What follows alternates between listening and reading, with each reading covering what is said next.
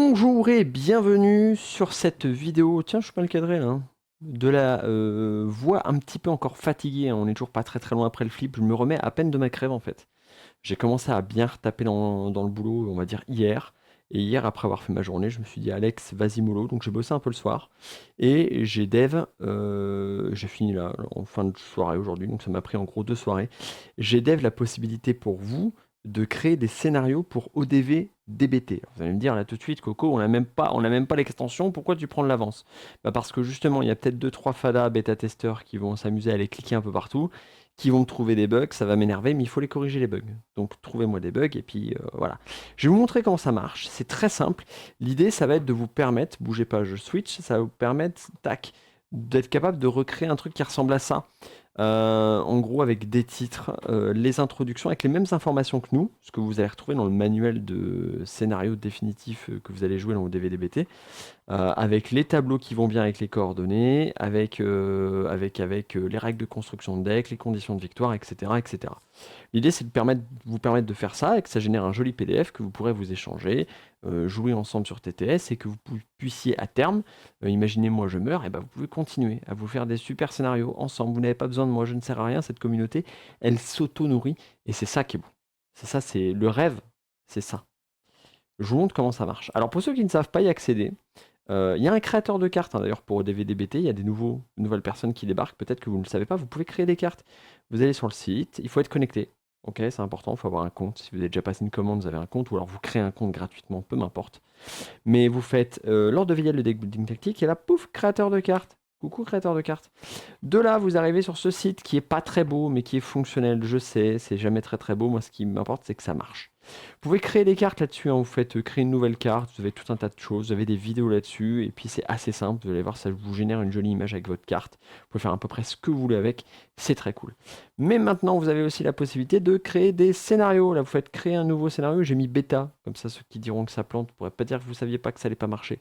Donc, allez-y mollo, me faites pas un genre de truc où vous m'écrivez 3 pages de texte et que vous me le balancez dessus sans avoir fait une sauvegarde.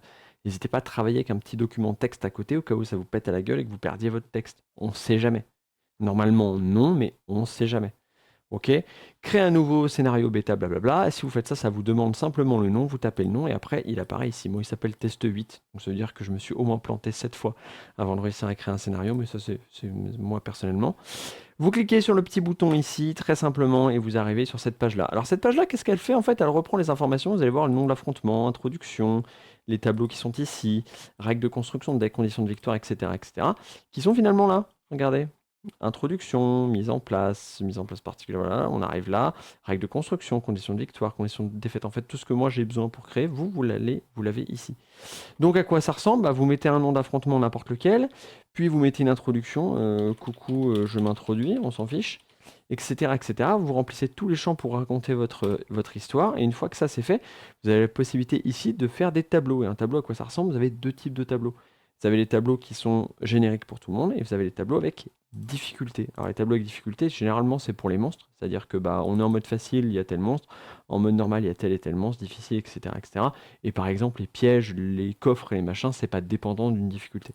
Vous avez en gros 2 types de tableaux dans lesquels vous pouvez ajouter des éléments. Là, vous avez accès à toutes les cartes de l'encyclopédie. Par exemple, je veux mettre, je sais pas, de l'eau. On va dire n'importe quoi. Non, c'est plutôt un ennemi. On va mettre le roi Uraïs, tiens. Le roi Uraïs en phase 1, qui est un ennemi boss, ça vous le rappelle. Vous dites c'est en difficulté cauchemar, et puis il apparaîtra en 8. Bah oui, c'est pas possible, c'est un triangle. 3, 8 par exemple. Ok. Bon, j'ai mis 4, 8 parce que je sais pas cliquer, mais vous avez compris l'idée. Je sauvegarde tout ça, et ça c'est très bien, mais on est d'accord que ça sert à rien, sauf que vous pouvez le télécharger. Et là, si tout se passe bien, ça marche. Ça vous ouvre un super PDF dans lequel vous avez mis en place avec tous les éléments qui sont répétés. Et ça vous permet aussi, alors bien sûr, il y a pas de champs, il y a plein de champs qui n'ont pas été remplis, donc ça ne les met pas. Mais si vous cliquez là-dessus, ça vous met un joli lien qui vous emmène vers l'image, et ça vous met la vue du dessus pour la mise en place, pour ceux qui voudront toujours faciliter la mise en place. J'aurais pu le mettre dans le PDF, mais je me dis que certains vont l'imprimer, et j'ai pas envie forcément que ça vous bouffe le plein d'encre, donc je les ai mis de côté. Peut-être qu'un jour je vous ferai 2 versions, télécharger sans image, télécharger avec image. Vous verrez en fonction des besoins, vous me direz. Mais en gros, vous allez avoir ce lien-là qui est disponible pour chaque nouvel affrontement, et ça vous permet de voir effectivement à chaque fois la mise en place de chaque affrontement. Voilà, là j'ai cliqué, vous n'avez pas vu, mais vous me faites confiance. Voilà en gros comment ça marche. Voilà ce qui est prévu. Il va manquer 2-3 trucs, hein. Je vais rajouter au fur et à mesure. Vous allez me faire des retours, des demandes, des machins. On va en parler. Si c'est faisable facilement et que ça ne me demande pas de mettre 8 jours de développement, eh bien je le ferai. Si c'est intelligent, je le ferai.